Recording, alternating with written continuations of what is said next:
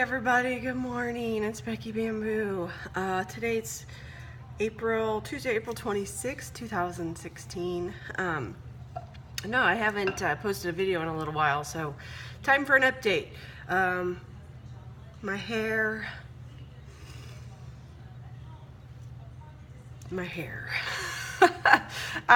I decided to cut it short. I went to a new stylist because my stylist couldn't get me in, so I went somewhere here close to where I'm living.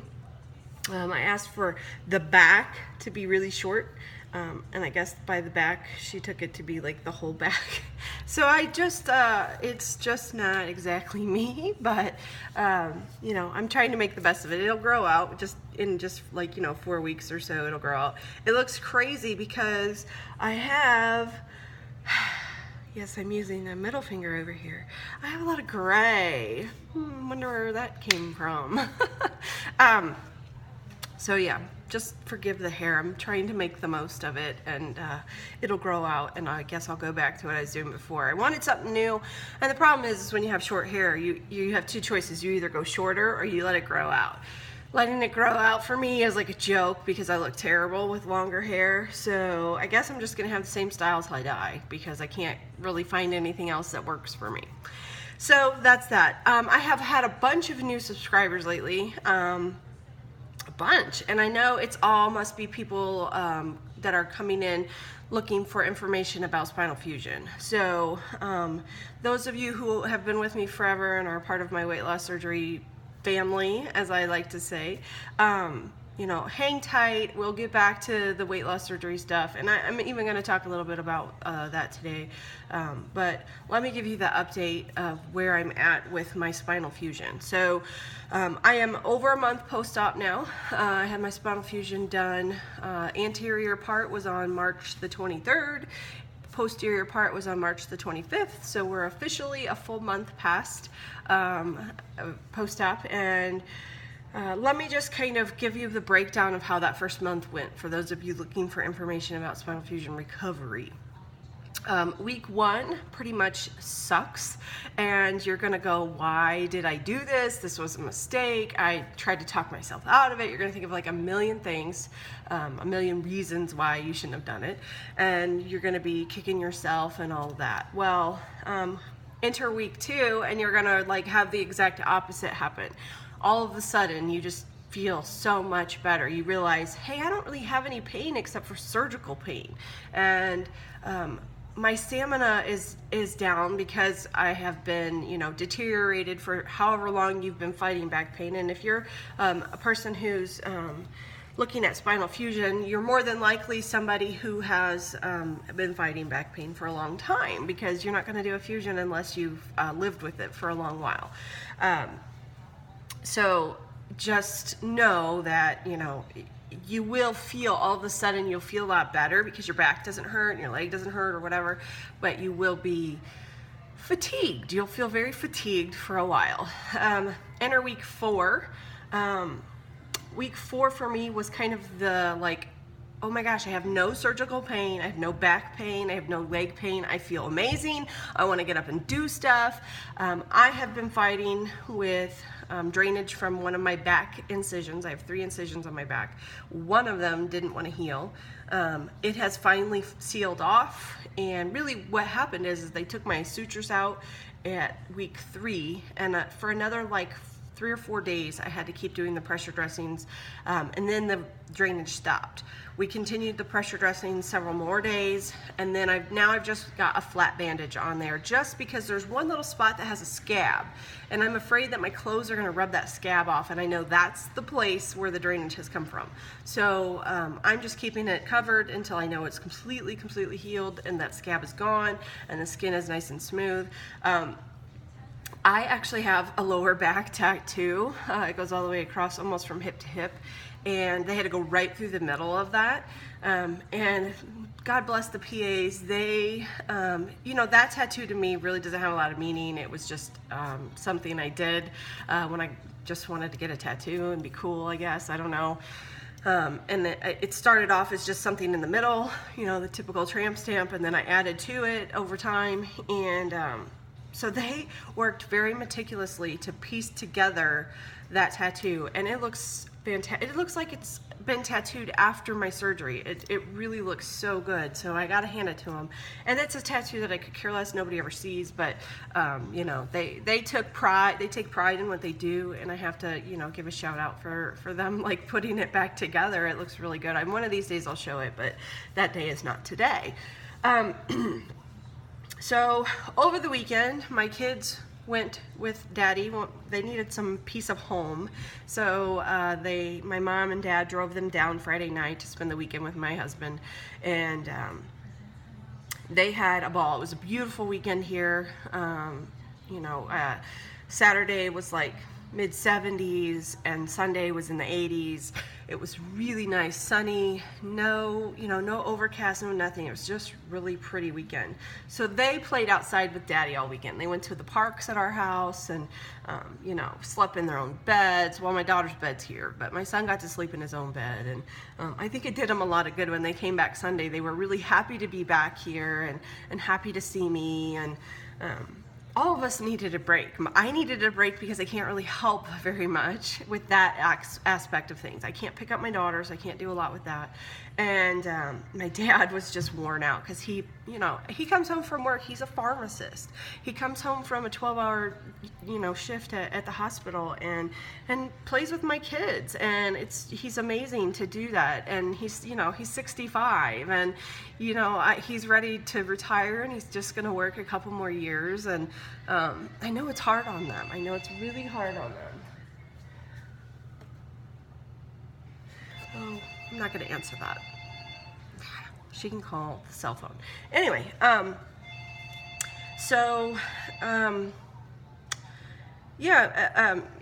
bless my parents, but we all needed that break. So over the weekend, the break kind of was good and kind of was bad.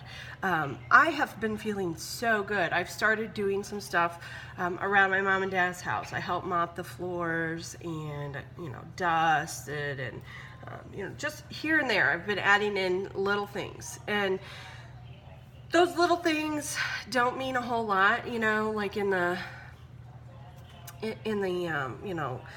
grand scheme of my life, because it's not enough for me to be able to go home with. But starting to cook meals and stuff like that does help me get stronger, because that's really where I'm still at. I'm still not strong enough to do everything, and until my bones fuse together, I'm still in a fragile state, and I have to be very careful. So I'm trying to make the most of it, and it is what it is. So I have started doing that stuff. I have put on, over the course of the last year, about 50 pounds. I'm not gonna lie.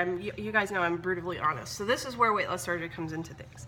How did I gain that much weight in a year? Well, having the back injury, well, first of all, you guys know I've had back pain for years now, so that part of my life hasn't been new.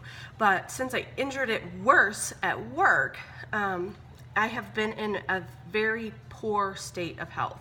I have not been able to do anything other than the basics of what I had to do to survive, which included, getting up and showering and making sure that my kids were taken care of. And that in itself is a huge undertaking. Those of you who are mothers of multiple kids, you understand when I say it's a huge undertaking. And to do that every single day with pain across my back and in my leg and weakness in my leg, and the weakness progressively got worse as the year went on, and the pain got worse, and I just got more physically deteriorated as the year went on. So I was less and less and less active, and I got to the point where at the end I was doing, everything I could do sitting down. I didn't, my poor kids, I think about it now and I just think, God, I was just such a shitty mother. But the truth is I was just doing what I had to do to survive, to make sure their needs were met. Didn't matter about their wants, it mattered about their needs. They still have never wanted for anything. And so it's, I look back now and I think, God, I don't know how I did it for that long. But so that's what's happened, is I've just basically gone from a very active lifestyle and a very active career to sitting on my ass. So I've gained about 50 pounds. So I have like no clothes to wear because, well, I didn't keep any of my fat clothes because I wasn't planning on wearing them ever again. So over the weekend, Saturday, my mom and I went out and we went shopping because I needed some clothes. So we shopped from 10 in the morning until about 4:30 in the afternoon. And I mean, it was literally, the only thing we stopped for is we stopped and had lunch. And it was like old times. It was like what we used to do before all of a sudden I had all this crazy back pain and before I got hurt and, you know, everything else. And so it's been a journey. It's been a really big journey. So I think I just went overboard Saturday because I felt great. I woke up and I have just, even though you have no pain, you still have days where you have more fatigue than other days. And I just felt awesome. I felt awesome all weekend. And I even felt great yesterday. Yesterday was Monday. I felt really good Monday until my son got a new bicycle. He's been riding one of those balance bikes for a while, and ever since we've come here, he's gotten very good at it, where he picks his feet up off the ground and just glides with it. So we decided it was time he needed a bicycle. His birthday is in August. My parents wanted to buy it for him, and I said, you know, it doesn't make sense to wait till August. That's the end of the summer, the end of the time that we're gonna possibly be here. And you know, he could probably by then be close to learning to ride by himself without training wheels. So we bought him a bike and surprised him when he came back on Sunday.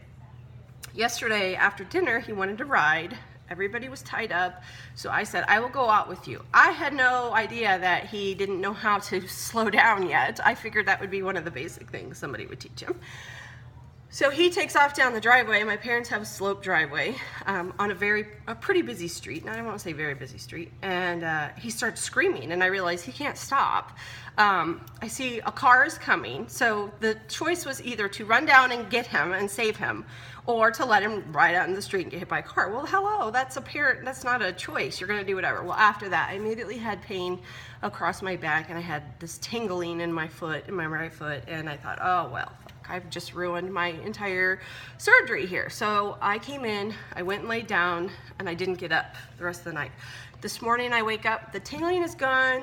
I have just some muscle soreness in my back, and I'm sure that's just from like the reaching and jerking of him. I think I'm okay, but it still scares you.